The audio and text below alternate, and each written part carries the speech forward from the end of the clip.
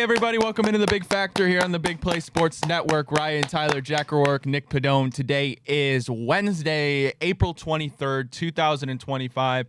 And that means only one thing. It is NFL Draft Eve. One more sleep until we see who the Browns will be selecting at pick number 2. But tonight, we do get game 2 of the Cavaliers playoffs first round opening series versus the Miami Heat. Of course, they won game 1. And the Guardians take 2 in a row from the New York Yankees. Class A close. Cade Smith up next, a 4-pitch close. We'll talk about that in our third segment here on the Big Factor. Fellas, how are we doing on this wonderful hump day? Nick, I don't know about you. I'm fired up for some playoff basketball tonight. I think that's step one. I had some playoff hockey last night. It was actually an 11 p.m. puck drop for the kid. Yes, did you stay up for that? Got gassed. We were down 4-0 pretty early, so that was a rough night. So we're looking to bounce it back with the Knights lost. They did lose, yes. I'm sorry. 4-2. It's game 2. Yeah, Cavs basketball, game 2. I mean, it's awesome. You know, playoffs are fun, but then you look and you realize that you're a 12.5-point favorite, and it maybe takes a little bit of the fun out of it because this is another game where the Cleveland Cavaliers should roll. But pack show on the Factor today, guys. Like, this is the time of year. Cavs playoffs here, NFL Draft Eve. Boy, is the football universe humming with rumors and speculation as to things that could go on either today into tomorrow and into tomorrow evening. We won't be live tomorrow at our normal time at 10 a.m. We'll be live tomorrow at 6 from Pure AV in Akron. So tune into Big Play on Twitter, on YouTube. The Factor will be live kind of 2 hours leading up into the first round of the NFL draft. So pack show. Yeah, we got Pedone's Parlay, which will debut at the end of the show. Nick cooked something up for us. I'm going to start cooking up some. I'm sick of losing parlays, trying to do the safe thing. So every now and again, I'm going to cook up a 4-leg parlay for the show, backed by some stats that could hit and could have a big payout. Well, are we allowed to give our advice as well, or our thoughts? Maybe. Okay. Maybe. We'll see how the first one goes. Well, Cavaliers versus Miami Heat, Eastern Conference first-round playoffs. Cavs lead the series 1-0. Nick, if it makes it a little bit more interesting, the spread has dropped to 11.5 for our Cleveland Cavaliers. Slight point drop there. ESPN's matchup predictor, take it for what you will, gives the Cavs an 84.1% chance to take a 2-0 lead in this series. What are we looking for tonight out of our Cavaliers, more than just a victory? Yeah, I mean, copy and paste what you did in game 1. Like, there's no way in my mind that the Cavs can copy and paste what they did in game 1 and lose game 2. Like, that recipe was perfect. You had Jared Allen and Evan Mobley playing good defense. You had the guards scoring. Ty Jerome had a big game. Of course, you would want to see some more out of some more guys, especially because Kenny Atkinson went 10 deep. If Okoro gets another crack at the rotation, you'd like to see him do literally anything offensively.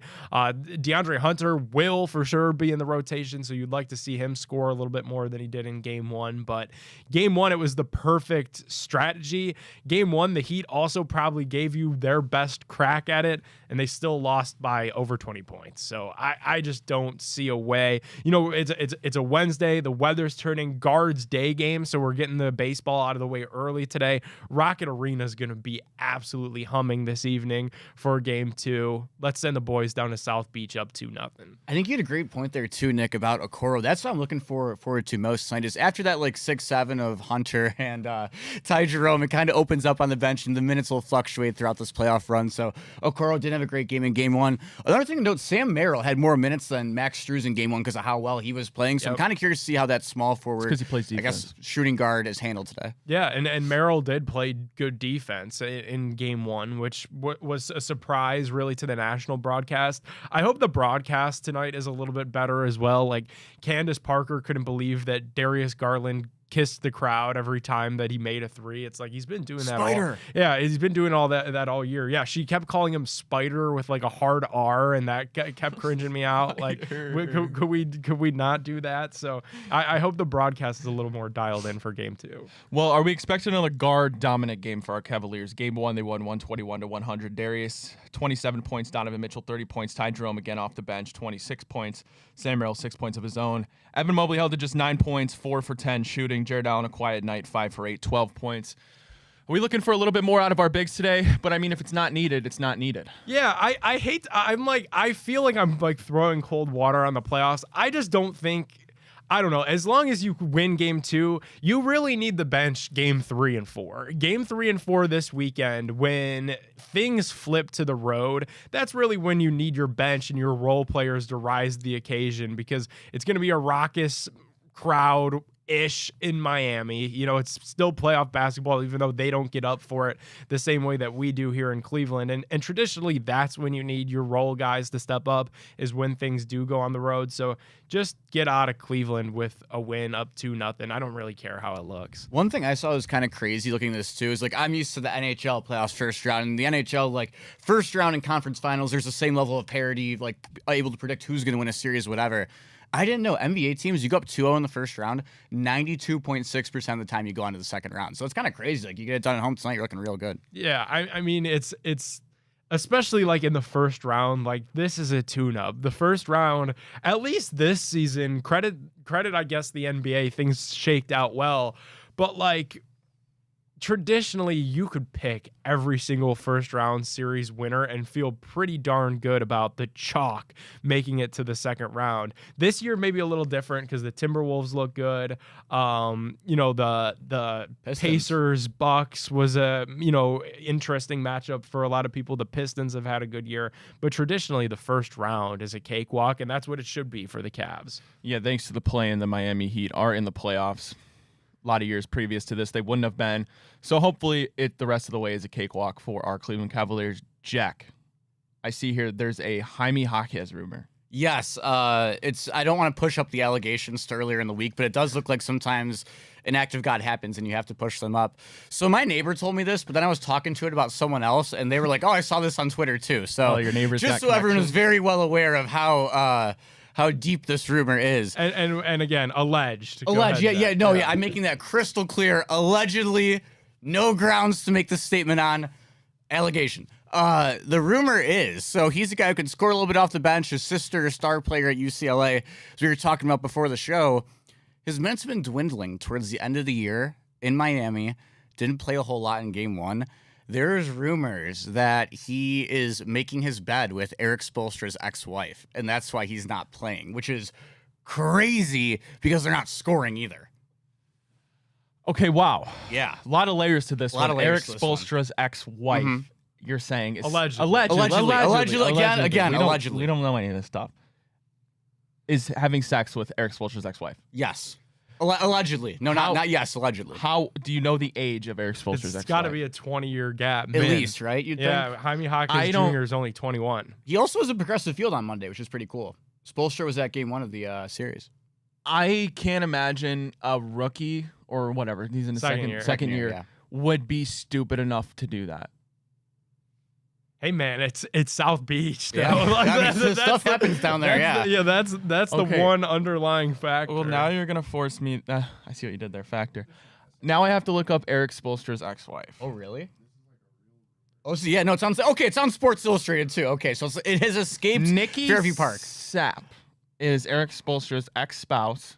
They were married, it appears, from 2016 to 2023. She's 38.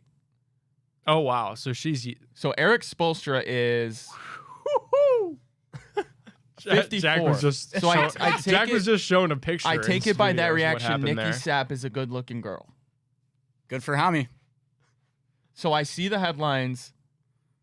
Eric Spoelstra's ex-wife addresses Jaime Jaquez Jr.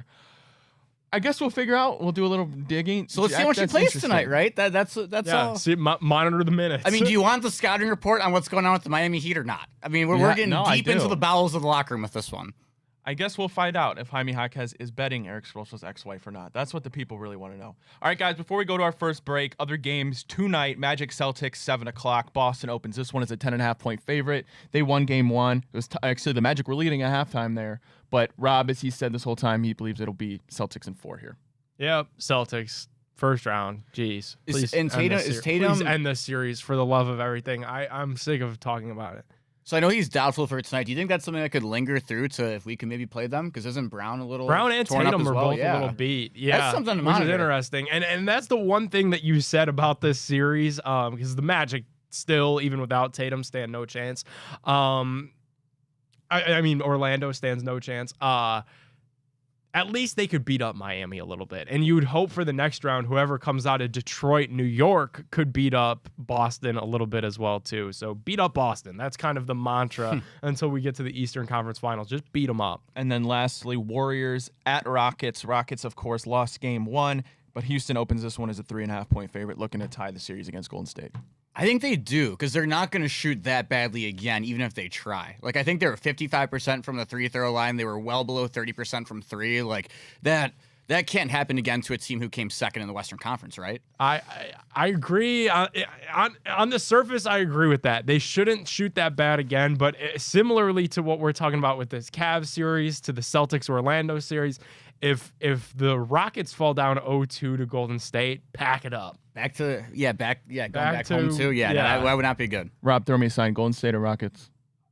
I'm gonna go Houston. Rob's That's an Unconfident Houston call for Rob Watson on the sideline. Houston, we have a problem. All right, we got to take a break. When we get back on the Big Factor, it is NFL Draft Eve. We are so close to one of the best days in the sports calendar. Unfortunately for us, it's a holiday.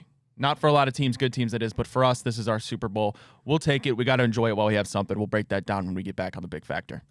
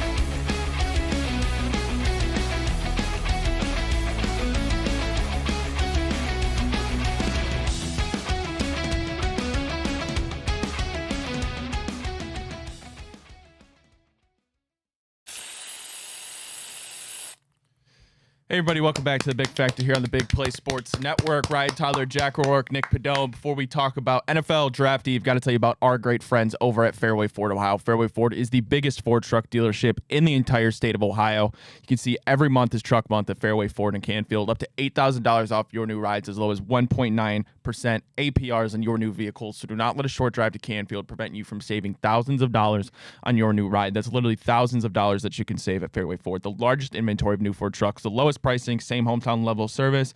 Scan that QR code or go visit their website, fairwayfordohio.com. Once again, that's fairwayfordohio.com. All right, guys, before we before we talk about the draft, let's say you're Eric Spoelstra and it wasn't Jaime Jaquez, allegedly.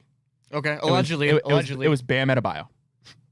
Are you not playing him and throwing away the series? It's already a loss, probably, but are you completely throwing away the series if he's betting your ex-wife? You know, if it's me, if I'm Coach Spoelstra, again, realizing that I have two rings on my finger. This is a future Hall of Fame coach. Yeah, he's got 2 rings on his finger. I think Bam Adebayo had a pinched nerve and might be out a couple of games.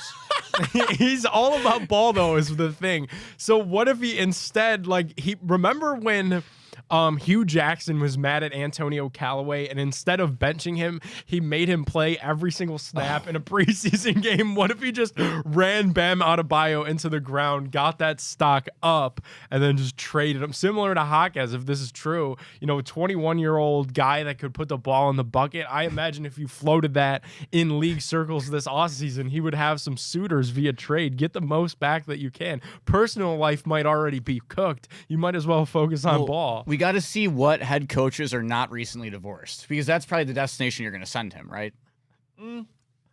Yeah, probably. Just avoid just running back the whole issue a second time. I think that's where you got to go. Utah, San Antonio. That would make sense. Yeah, You're getting sent to the gulag in San Antonio. A lot of churros eaten in San Antonio. All right, guys, we got to talk about the NFL draft. This morning, Diana Rossini reported the Browns are potentially in talks with teams at the back of the end of the first round to trade in for potentially a quarterback, whether that's Shador, whether that's Jackson Dart, whether that's Jalen Milroe, whether it's somebody I have not mentioned yet, is to be seen. And also the Browns could still be involved, and it seems like they've always been linked to a Kirk Cousins trade. Welcome to draft season, boys. I mean, 48 hours out, now we're in the thick of all the rumors. there's two pieces of me. There's two, like, like the angel on my shoulder and the devil on my shoulder. The devil on my shoulder is telling me that everybody knew that pretty much consensus top 5 picks. Titans going Cam Ward, Browns going Travis Hunter, 3 you're going Abdul Carter to the Giants, 4 the Patriots probably take Will Campbell, the offensive tackle, and the draft starts at 5. Do the Jags take Genty? What do the Jags do? A piece of me is wondering, did the NFL tell all of these networks, hey, stir some crap up? We need there to be a little bit of intrigue because the draft might not pick up until 8:45, 9 o'clock by the time the first 5 picks are done. However, this is how the draft goes. Like, this is the first draft in, Ryan, you read the stat on the show yesterday, like in decades that hasn't had like a 70s. trade involving a first round pick. So I think teams are eager to do stuff. I had heard at the combine that teams that were up top wanted to trade out. The issue was that there were no teams looking to trade in. I think that issue is still present. You probably have some teams that are interested in trading in now because they think that they could trade in on a super Costco budget price. I don't know what's going to happen. It seems like, though, guys, that the Browns have been more receptive to the trade out conversation than a team like the New York Giants, certainly than the Tennessee Titans, who said yesterday that they are not trading the number 1 overall pick. It seems like if somebody trades out in the top 3, it's going to be Cleveland. Not to get away from Cleveland too much, but I was looking at Tankathon, draft order, all that stuff, and I agree, Nick. It's Cam Ward, it's Travis Hunter, and it's more than likely Abdul Carter at number 3 to the Giants. And everybody's been linking a tackle to the Patriots at 4, Will Campbell, right? And I get that. You want to protect your new young quarterback. I haven't seen anything, though, about Genty to the Patriots at 4. And I understand it's probably safer to get a tackle than it is a running back at that spot, especially that you just drafted Drake May. But think about it. You got Mike Vrabel in there. Ramondre Stevenson isn't going to cut it, at least for the future, that is. And Mike Vrabel had Derrick Henry his whole career in Tennessee. I don't know. To me, it just makes a lot of sense. And then, 2, also the Jaguars. I mean, Mason Graham's been so heavily linked there. But then again, Travis Etienne hasn't been what you expected, probably. He was drafted by Urban Meyer, and then you got Tank Bigsby. I could see that being possible. And then the Raiders at 6 for Ashton Genty. I could potentially see the Raiders trading up to 4 to get Ashton Genty so the Jags can't get him. And then that would still leave the Patriots to get a tackle at 6. I was gonna say I like the Jags taking him as a possibility. I think New I just England's haven't kind seen of anything weird about that. It's just New England's the weird one because you got to keep him upright first, and I think there's enough talented backs that you could maybe second round go get someone who could be better than Ramondre, at least in the near future.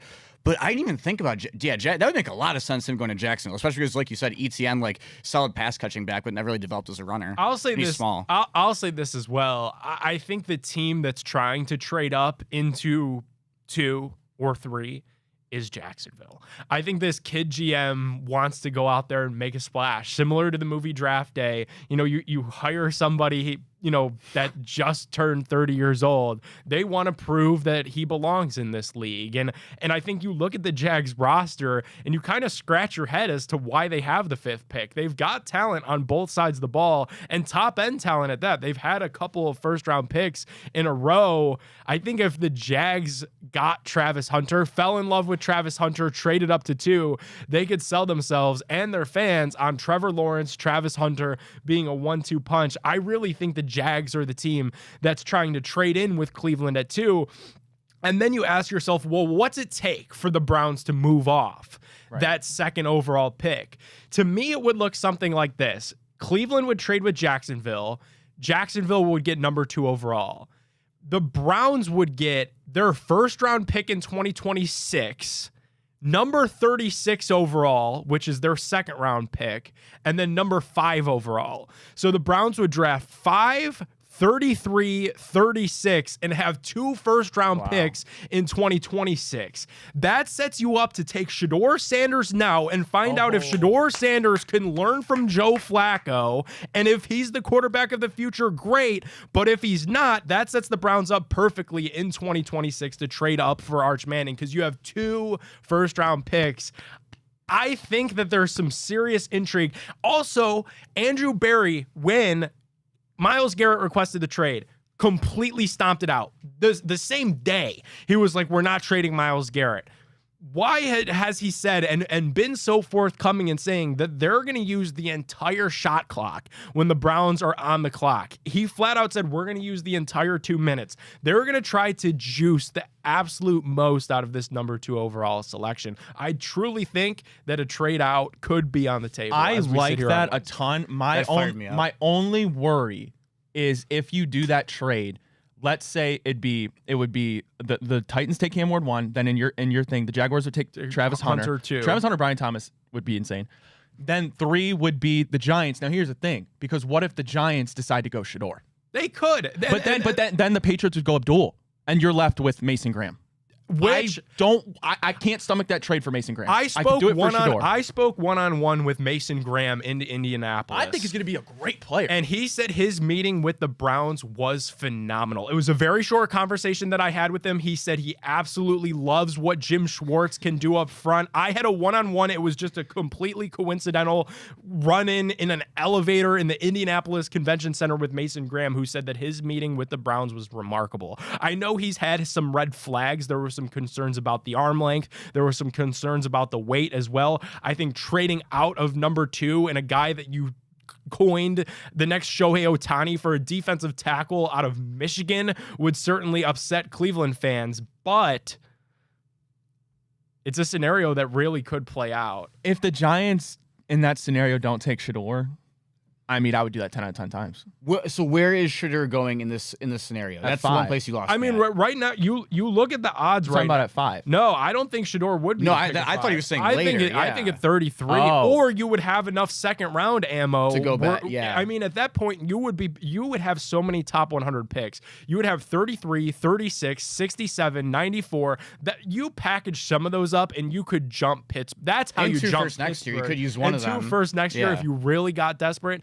You could jump Pittsburgh and draft Shador Sanders in that world, and you wouldn't have to do it at 5. You look at the odds. The odds are currently even money, -110 for Shador Sanders to be a second-round pick. Todd McShay, one of the top draft nicks out there, just dropped his final mock draft Wednesday morning and said Shador Sanders to the Browns at 33 overall. So, like, Shador's slide is real, and I think the Browns could just decide, hey, we don't like a quarterback in this class. While Travis Hunter is the best prospect, you can't ignore the fact that there are questions, especially in this organization. Chad O'Shea has been the wide receiver coach ever since Kevin Stefanski's been the head coach. Name one receiver that the guy has developed. There hasn't been one.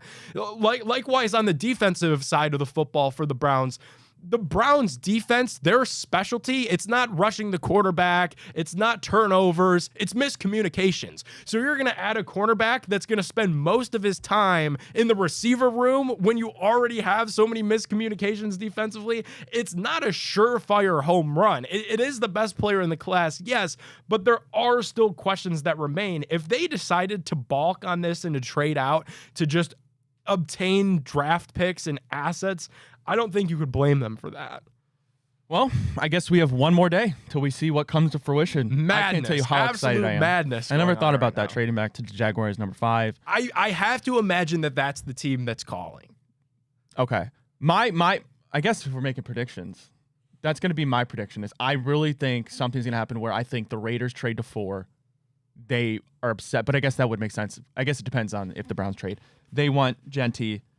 Jaguars stay at 5, pick Mason Graham, and then the Patriots get their tackle at 6. That's my bold prediction. My bold prediction, no movement in the top 7. One of the weakest draft classes in a while is what everyone's saying. Whatever. I hate when No people one's say Well, moving. that's typically what happens too. So you spend all this time speculating and trying to identify these trades. I mean, yesterday you had McShay say that something's happening, there's going to be a trade. You had Brian Baldinger saying that something's happening, there's going to be a trade. Diana Rossini reported this morning the Browns are already trying to talk to teams at the end of the first round to find their quarterback. You always have like all that buzz, and sometimes just nothing happens. So that prediction very well could be real, where there's just no motion, everything is chalk. Up to 5 really with the Jags. Do they go, defense? Do they go Genty and try to get Trevor Lawrence a serious running back? Like, to me, 4 or 5 in this draft is where it starts, unless there's a trade. I think the wild card too, the New Orleans Saints. Are they really not going to take a quarterback? And here's the thing, talk about Shador. All it takes is one team, the New Orleans Saints, select Jackson Dart more than they do it than Shador. And that's the pick at number 9. And What that's if the Dart goes off the board before Shador? It's possible. It's possible. All it takes is the Saints to like him more, and who's to say they don't? Deion Sanders Jr. was like hate tweeting about that all day yesterday. The fact that Jackson, He's jealous. some team could fall in love with Jackson Dart. Yeah, like Where's Shiloh gonna go?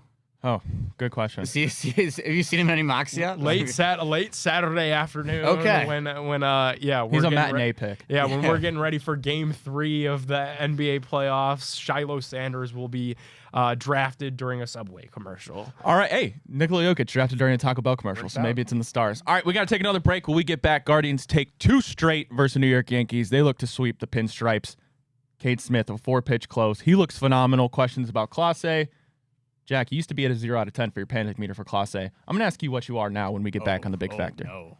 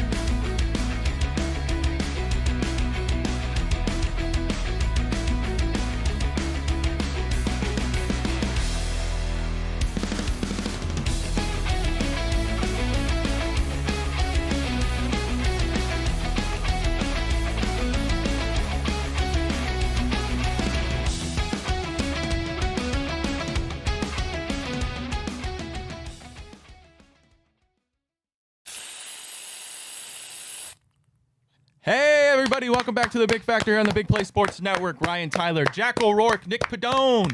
Flipping it over to the Diamond. The Guardians get 2 straight wins against those gross Pinstripes. They look to get the sweep tonight.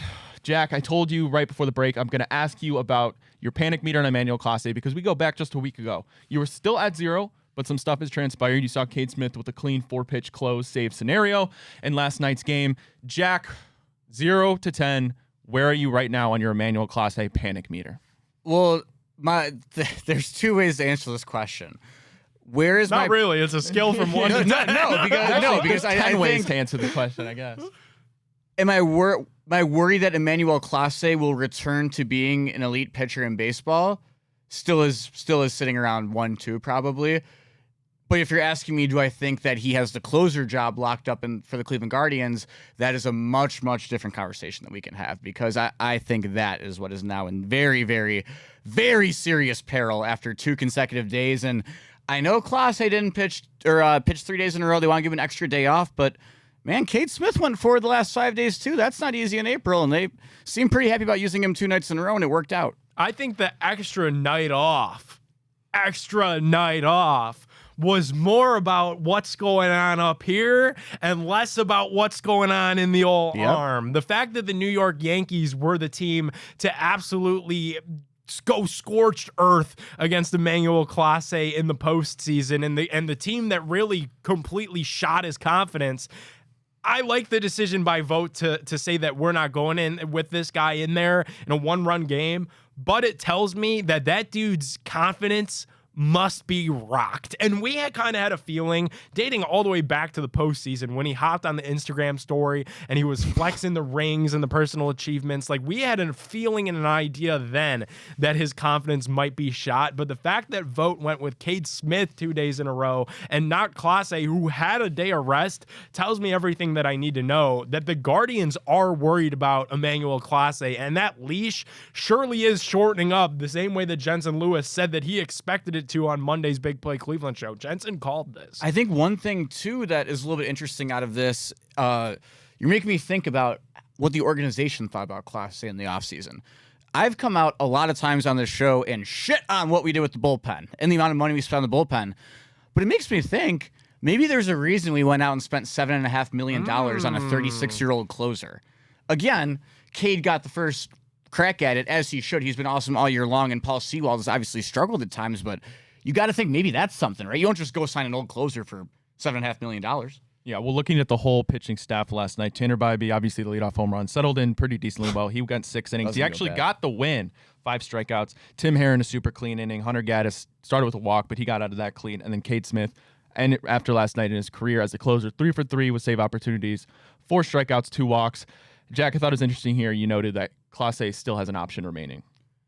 Yeah, it's really interesting to know because we talked about it a bit yesterday, and I kind of stated that I would go the give Paul Sewall the closer job just to kind of keep Clase's confidence in check, because now I'm really starting to question if it will ever come back. And it's not that it's our own fault or own doing, because, yeah, like he had 15 chances at the start of the year to go out and do something, but now that it's Cade Smith, and Cade Smith's gone out and done it twice in a row, as Nick pointed out, specifically against the team who kind of rocked your confidence last year, it's impossible to avoid having a conversation the rest of the year. I was talking about it with my dad a bit last night. It's like Jose Mesa and Mike Jackson in 1997. Like you're kind of stuck in this place where you have your closer of the future who's younger, but like Clase, Mesa, they're your guy who went out, they had 50 saves, everything, indestructible, 1 home run all of last year, then they blow it in the playoffs. Man, you're in a really, really weird spot. I want to ask you guys, what do you ultimately think comes of this? Because his confidence might be gone. And really, while I just said I think the guards and vote put Cade Smith on the bump to help Clase, like we're not going to do that to you. We're not going to put you in a position where 1-run game, you got to go out there and get the save against the team that crapped on you last year.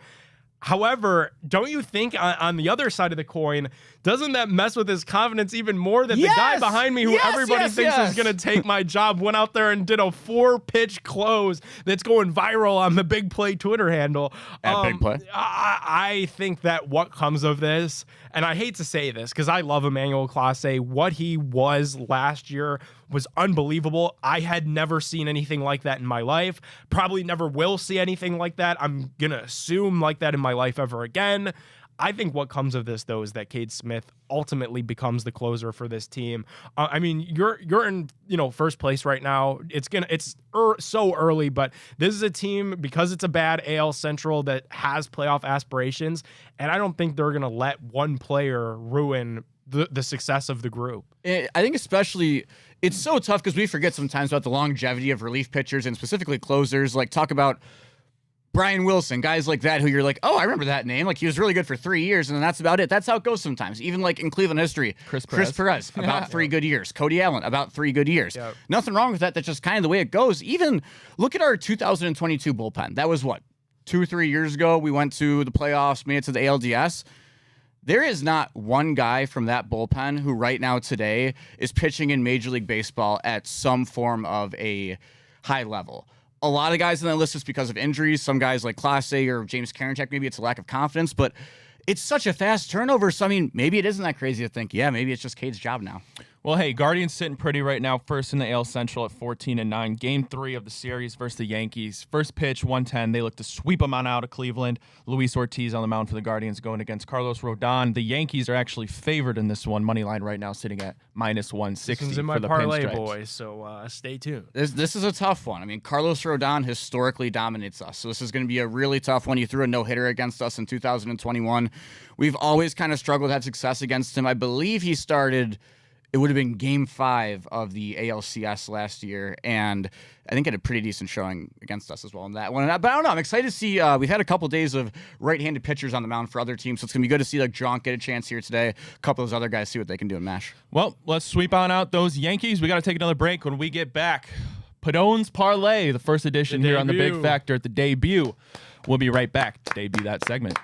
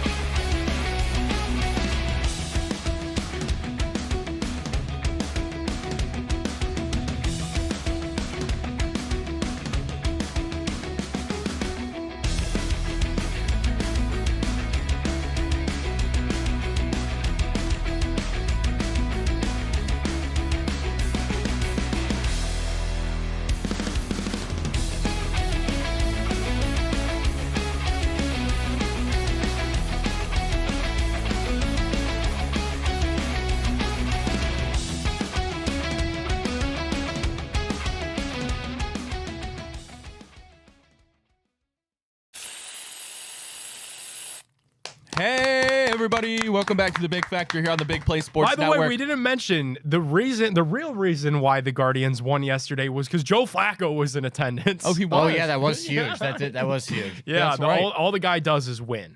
Hey, well, I'm glad he's back in Cleveland then. All right, guys, this is the Big Factor. This is Pedone's Parlay, a new segment here. We're debuting on the Big Factor. I don't really think I have to explain it. It's Pedone's Parlay. Nick, take it All away. right, we're going to start swinging for the fences on a couple parlays. I don't know how often we'll do this, if it's going to be a daily thing, if it's going to be a weekly thing. We'll see how people like it. We'll start off with our Cavs, 11.5-point favorites. They won game 1 by 21 points. You guys know the mantra for this series.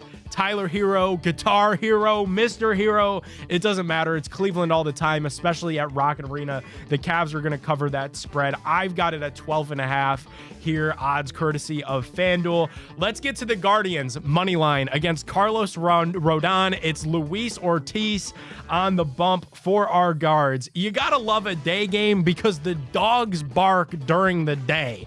Carlos Rodon is a guy that has success against the guards for sure. Jack noted that in our last segment, but that leads us to Mr. Carlos Santana, who has seen Carlos Rodon 39 times. He has a 385 batting average versus Carlos Rodon with 2 homers. So Carlos Santana turning back the clock against the former Shy Sox pitcher.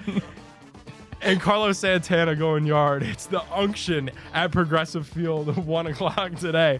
All right, last pick for the Cavs game. Bam Adebayo, under 18.5 points. Bam scored 19 in game 1, but he averages only 17 points per game throughout his career against the Cavs. Before game 1, you look at what Bam has done against the Cavs. 9 points, 18 points, 8 points, 8 points, 17 points, 16 points, 13 points, 15 points. The last time that Bam Adebayo went over 18.5 points against Cleveland was during the global pandemic. It was 2020. Evan Mobley, Jared Allen tell Bam Adebayo, out of my club. This is not South Beach. This is Cleveland, Ohio. You see the 4 legs there. Cavs minus 12.5. Guardians money line. Bam 8 scoring 19 points. Santana and the unction hitting a home run. $10 pays $325 on this. Ooh, that is Pedone's also Parlay, going deep. ladies and gentlemen. One more time. Let's take a look here. Cavaliers now minus 11.5. Money line for our Cleveland Guardians under 18.5 points for one Bam Adebayo and the unction Carlos Santana home run. Book it. I like it. That's Pedone's parlay. All right, guys, for today. 10 pays $325. Well, before we head out of here on this beautiful Wednesday, Jack, you stayed up. Tell us about the NHL playoffs. We got our shit kicked at about 1 a.m., so that sucks. A little more tired than usual, probably a little more hangry walking in to the stew. Great overtime game, though, last night in the Battle of Ontario. The Maple Leafs take a 2-0 lead, heading from Scotiabank back to Ottawa for Game 3. Winning goal coming, courtesy of Matthew Nyes, I believe, in that one. Yeah, Vegas won 1, though, so we'll have to see what's going to happen. You know, they always say you're not in trouble till you lose at home. Well, we lost at home, so we're going to have to head up to the Xcel Energy Center. They're dying for some playoff hockey up in the land of 10,000 lakes. So, man, it's going to be a tough one. Alrighty, everybody. This is the time where you usually say we'll be back tomorrow, same people, same time, but that's not the case. We will be live at Pure AV starting at 6 p.m. Of course, broadcasting live for the NFL draft reaction for our Cleveland Browns. Draft starts at 8 o'clock. I imagine the Browns will pick a little bit after that. I know the Titans, it's Cam Ward, but you know they're going to use all 10 minutes of their clock. Yeah. Look like you have something to say. Yeah, very quick. Again, just trying to make sure the people out there are safe. Wherever you're driving tonight, be careful. Make sure windows all pen up, all good. Heavy rumors of a possible avalanche tonight. So just be careful wherever you're driving tonight. Make sure, stay safe. Keep those snow shovels in the cars. You never know what's going to happen. Probably the fourth quarter. Appreciate everybody tuning in to the Big Factor. I'm Ryan Tyler, on behalf of Jack O'Rourke, Nick Pedone. Huge thanks to Garage Beer. Huge thanks to Fairway Ford. We'll see you tomorrow at Pure AV.